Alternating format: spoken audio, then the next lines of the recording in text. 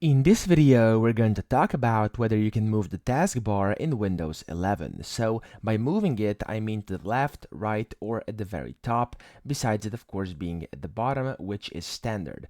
Now, let me show you this. Now, if I go to taskbar settings down here, so right click on your taskbar and click on taskbar settings, in here you're going to have a bunch of different settings. However, in Windows 11, unfortunately, even if you go to taskbar behaviors over here, you can't really set your taskbar to be anywhere else besides at the very bottom. Now, there is a bit where it says taskbar alignment, but this will not change anything because it can only be at the center or at the left. So if I do left over here, as you can see, only the icons and the orientation is going to change. It's going to go to the left, but of course, if I go to center, it's going to be kind of the default center version, which is default in Windows 11.